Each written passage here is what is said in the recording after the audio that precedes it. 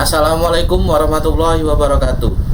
Yang terhormat Bapak Bambang Purnomo SMM selaku dosen pengampu mata kuliah Cyber Security Management. Sebelumnya izinkan saya memperkenalkan diri. Nama saya Abdian Aulia Hanif dengan NIM C1D123017. Baiklah, pada kesempatan kali ini saya akan mempresentasikan cara kerja dan contoh cyber security. Sebelumnya kita mengetahui dulu apa itu cyber security. Cyber security adalah praktik untuk melindungi sistem komputer, jaringan, perangkat, dan data dari ancaman digital seperti peretasan, malware, pencurian data, dan serangan cyber lainnya. Yang dimana cyber security ini memiliki 3 tujuan utama, yakni kerahasiaan data atau confidentiality, yang kedua integritas data atau integrity, dan yang ketiga adalah ketersediaan layanan atau availability. Kita lanjut ke contoh yang pertama, yakni two-way authentication atau bisa disebut dengan autentikasi dua faktor. Cara kerjanya yakni pengguna login dengan username dan password.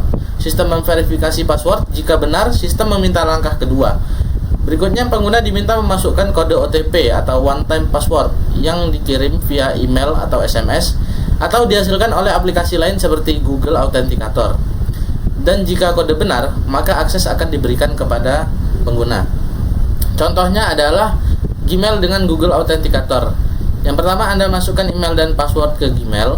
Setelah berhasil, Google meminta Anda memasukkan kode dari aplikasi Google Authenticator. Anda membuka aplikasinya dan lihat kode 6 digit yang harus berubah setiap 30 detik. Masukkan kode tersebut lalu akses ke email diberikan. Berikutnya ada secure password. Secure password ini memiliki cara kerja, yakni pengguna membuat password yang kuat, yang panjang dan kombinasi huruf, angka, serta simbol. Password tersebut tidak disimpan secara langsung, melainkan diubah menjadi hash menggunakan algoritma seperti brick atau SHA-256. Hash inilah yang disimpan di database. Saat login, password yang dimasukkan pengguna di hash ulang dan dibandingkan dengan hash yang tersimpan. Jika cocok, akses akan diberikan. Teknik tambahan seperti salting atau menambahkan nilai acak dan rate limiting atau membatasi percobaan login yang dapat membantu meningkatkan keamanan. Dengan cara ini, password asli tidak akan pernah disimpan dan melindungi akun dari akses yang tidak sah. Contohnya seperti ini.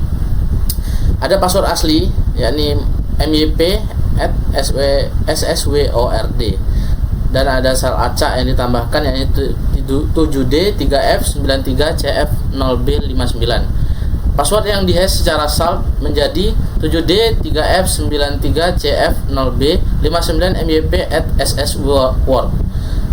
Lalu setelah hash berhasil diproses menjadi B29E5B9840C0A96A7B343939BDF02B97E1.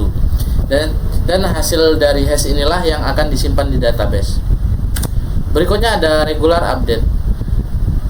Cara kerjanya yakni menambal celah keamanan, memperbaiki bug atau kesalahan gangguan pada sistem, menambah atau memperbarui fitur-fitur baru, meningkatkan kinerja sistem, dan penerbitan pembaruan atau release update. Contohnya seperti sistem operasi, misalnya Windows, macOS, atau Android.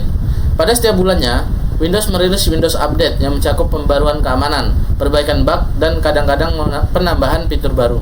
Contoh update-nya ini seperti Windows 10 pada bulan Mei tahun 2021, update yang mencakup peningkatan kinerja dan fitur baru seperti integrasi dan Microsoft Teams. Berikutnya ada antivirus. Cara kerja dari antivirus ini adalah yang pertama ada signature based detection atau pendeteksian berdasarkan tanda tangan. Antivirus memiliki database yang berisi tanda tangan unik dari berbagai malware. Saat file dipindahi, antivirus mencocokkannya dengan tanda tangan yang sudah dikenal. Cepat dan efisien, tapi tidak efektif untuk malware baru atau zero day. Yang kedua ada heuristic analysis atau analisis heuristik. Ini mendeteksi malware baru dengan cara menganalisis perilaku atau struktur file yang mencurigakan, dapat mengenali virus yang belum dikenal berdasarkan miripnya pola. Yang ketiga ada behavior based detection, yakni pendeteksian berdasarkan perilaku. Antivirus ini memantau aplikasi secara real time. Jika aplikasi mencoba mengubah file sistem, mengenkripsi data, atau melakukan akses mencurigakan, antivirus bisa langsung memblokirnya. Yang keempat ada sandboxing, yakni menjalankan file yang mencurigakan di lingkungan virtual terisolasi untuk melihat apakah file tersebut berbahaya.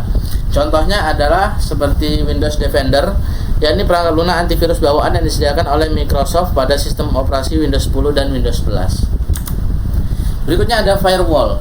Cara kerjanya yakni memeriksa setiap lalu lintas data, yakni mengecek semua data atau disebut paket yang masuk dan keluar jaringan berdasarkan aturan tertentu.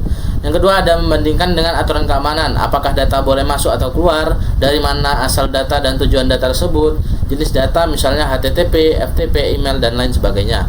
Yang ketiga ada memutuskan tindakan, yakni mengizinkan atau allow jika data dianggap aman, dan menolak atau deny atau memblokir data jika mencurigakan. Yang keempat, melindungi dari serangan. Instruksi dari luar, misalnya peretas mencoba masuk, aplikasi berbahaya mengirim data keluar tanpa izin, dan serangan DDoS yang menyebarkan virus melalui jaringan dan lain sebagainya. Contohnya adalah Windows Defender Firewall, yang merupakan firewall perangkat lunak software firewall diinstal di komputer dan melindungi perangkat individual. Berikutnya ada no phishing. Cara kerjanya yakni yang pertama ada sistem keamanan deteksi phishing, email, browser, dan antivirus otomatis memilih link dan pesan mencurigakan. Yang kedua ada blokir dan peringatan otomatis. Yang ketiga ada pengguna waspada, yakni pengguna mengecek alamat email atau URL yang tidak sembarangan klik atau mengisi data pribadi. Yang keempat ada menggunakan verifikasi ganda 2FA atau autentikasi 2 faktor, dan melakukan edukasi dan pelaporan. Contohnya seorang mahasiswa bernama Rina menerima email yang mengaku dari penyelenggara beasiswa dan meminta ia login lewat link mencurigakan. Ia curiga karena alamat situs yang ia cari bukan domain resmi, lalu memilih mengecek langsung ke kampus. Ternyata email itu adalah phishing. Berkat kewaspadaannya, Rina terhindar dari pencurian data dan melaporkannya agar tidak ada korban yang lain. Berikutnya ada encryption. Cara kerjanya adalah data asli, misalnya pesan teks atau file, dimasukkan ke dalam sistem enkripsi. Kemudian sistem menggunakan algoritma enkripsi dan kunci atau key untuk mengubah data menjadi bentuk acak atau ciphertext. Ciphertext ini tidak bisa dibaca atau dipahami tanpa kunci deskripsi. Penerima yang sah akan menggunakan kunci deskripsi ini untuk mengembalikan ciphertext ke bentuk aslinya. Contoh, WhatsApp menggunakan end-to-end encryption yang dimana hanya pengirim dan penerima yang bisa membaca pesan. Bahkan WhatsApp tidak bisa melihat isi percakapan tersebut sama sekali. Yang kedua ada HTTPS atau Hypertext Transfer Protocol Secure. Pada saat kamu mengunjungi situs web dengan awalan HTTPS, data yang dikirim atau diterima antara browser dan server transkripsi menggunakan TLS atau Transport Layer Security. Contoh, saat kamu login ke internet banking, pastikan informasi username dan password tidak dikirim secara terbuka. Yang berikutnya ada Secure Domain System atau DNS. Cara kerjanya adalah meminta akses sebuah situs web, contoh www.bank.com.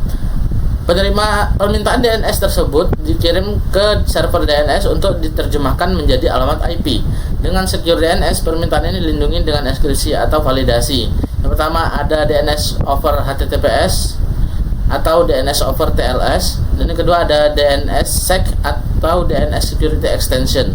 Contohnya Cloudflare DNS 1.1.1.1 yang menyediakan DNS cepat dan aman, mendukung DOH dan DOT serta tidak menyimpan log pengguna. Yang kedua ada Mozilla Firefox, yakni mengaktifkan DNS over HTTPS secara default untuk pengguna di beberapa negara bekerja sama dengan penyedia seperti Cloudflare.